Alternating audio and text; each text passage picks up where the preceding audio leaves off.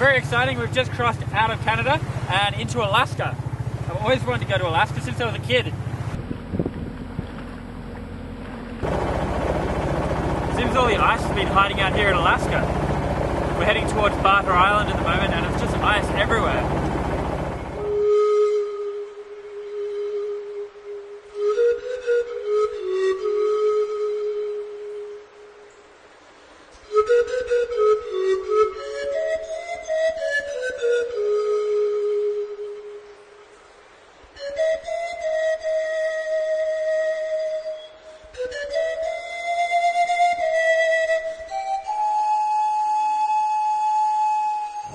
We're just approaching this community on Barrow Island and there's already 2 polar bears just marauding around the shore here.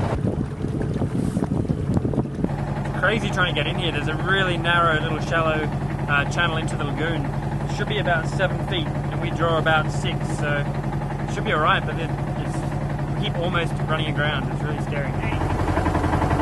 We just ran aground and then we tried somewhere else and almost ran aground again. Luke's run aground twice as well, and I think we should probably just anchor out here and then use the dinghy maybe to go in there and try and find it if there is a deep enough channel in there.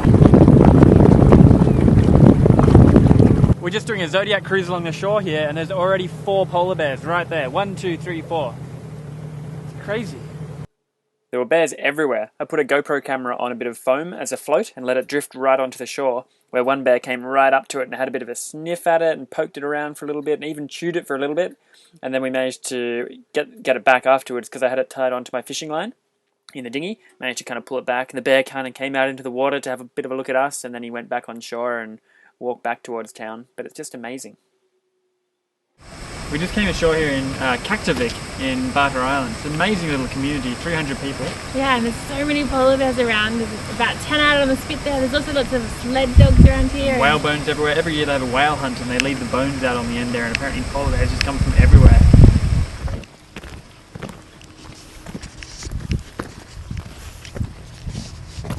This is a jawbone from a bowhead whale. Massive. So we woke up pretty early this morning, about 4 o'clock in the morning, and got anchors up and we're underway by 4:30. Still about an hour before sunrise. We're trying to get as far as we can today, heading towards Barrow. It's a long way, so but finally we've got some good wind and we're cranking along at like 6 knots, and yeah, all is well. Because it gets dark at night now, we have to stop for maybe 4-ish hours at night, so we either just drift out at sea or if there is an anchorage nearby that we can drop the hook, we will. But as we started to sail towards Barrow, not only did we encounter a lot more ice, but we actually got to see a polar bear just kind of sunning himself on top of some ice. It was an incredible thing to see. We were just so excited by it. We've just arrived here in Cross Island and it's dark. As we came in, there were 3 polar bears swimming around. And I'm just a little bit anxious whether they could actually climb up on board here, and then what would they do? So we're going to put our washboards in here. Not that particularly going to help, I guess, but might help us sleep at night.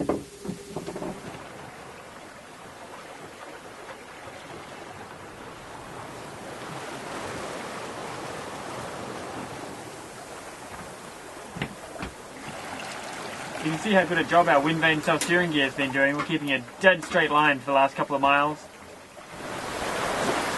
So running downwind like this is where the junk rig really comes into its own. Apart from the fact it's got a massive sail area, because there's no stays, no rigging, you can actually let the sail out pretty much 90 degrees and fly along. We've actually left the same time as Luke back there on a 34-foot standard Bermudan rig, and he's got his sails out, one on each side like butterfly, and we're still leaving him behind, so that's pretty cool.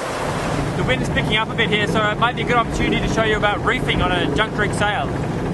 So first of all, you've got to tighten up these, because they're going to hold basically the boom up as we start to drop the sail, otherwise the whole thing would just fall onto the deck. So we snug them up tight first. Now literally all I need to do is let out the halyard, let the sail come down, and because you can see the way all the sheet ropes are attached there, as the sail comes lower it just folds up like a Venetian blind, and you don't need to go on deck and lash down the sail or anything like you do on a normal boat when you're reefing. You can choose exactly how big you want the sail. Then you just have to tighten back up the sheet ropes. The yard haul parrel just pulls that top yard arm back tight up towards the mast, and it just tensions up the sail and makes it give you a nice shape again. And this one is the luff haul parrel. I've just got to tighten that one back up as well. So it's really very easy to reef a junk rig sail. That's one of the reasons we love it so much. You know, you don't have to go on deck at all. You can choose exactly how big you want it. There's no reefing lines or any of that stuff. It's really so simple. We're just coming up to Point Barrow now, about to go around it. It's the most northerly point of America. I think it's 71.5 degrees north, so pretty long way north. But after this, we turn south. So we've been in Barrow for about a week now, and we've only managed to get ashore twice. And when we did go ashore, we caught up with a friend of a friend, Jeff, who had a dog team, and it was pretty cool to go and hang out with them for a little bit and feed them and pat them and play with them. This is so cool. It's like a full-on dog team. If only there was snow. We're anchored in a little lagoon, but it's about 6 kilometers to get to shore, and the winds have just been howling for days, and it makes the waves in the lagoon quite big with lots of whitecaps, so it's been impossible to get ashore. So we've just kind of been watching movies, editing, and looking at photos and stuff inside the boat, which has been so boring. So we're pretty keen to get out of Barrow, but we're a bit apprehensive at the same time. I mean, the Barrow is going to be the hardest part of the whole trip, probably huge waves, and it all seems a bit scary, but we do want to get to Nome, and we're pretty sick of being in Barrow, so we're ready to go. We're really trying to work out whether we should leave or not from Barrow, because it's about 500 miles to Nome and nowhere really to stop in between. So we need a very good weather system. Like if we left right now, then we'd get 1, 2, 3, 4, 5, 6, 7, 8. And you can see we would just cop this massive 30 knots or more as we went around the corner.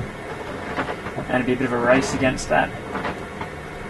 But it does seem like a good system, but it does seem a bit silly to head out into knowingly like 30 knots or more. And when the grid file says 30 knots, you can be sure that in real life it's more like 40, and that just wouldn't be much fun at all.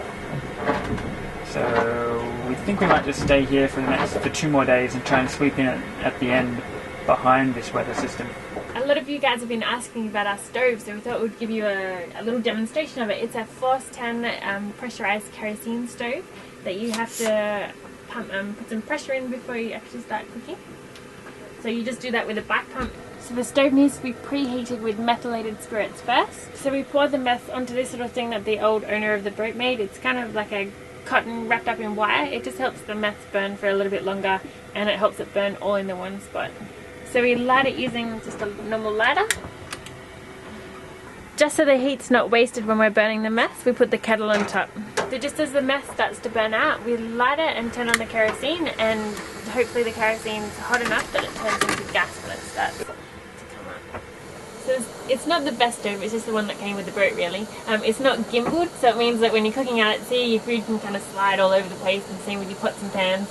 If you don't get to the meths in time, by the time it burns out, sometimes when you turn the kerosene on, it balls of flame kind of erupt out of the stove, which can be very unsafe. But it's okay, we get by. Okay, so 2 days later we've got what looks like a good weather window. Just kind of comes blowing us in the direction we want to go. It is a little bit stronger than I would have liked. It is actually getting up in 25 plus knots for a long time, so the waves will build up pretty big. But we really can't wait here anymore. You know, by the time we wait for this system to go through and then the next one to come in, the seasons just get stronger and stronger. I mean, the storms just get stronger and stronger as the season goes on. So yeah, we just get following winds all the way, possibly all the way to Nome in one go. Maybe 5 days.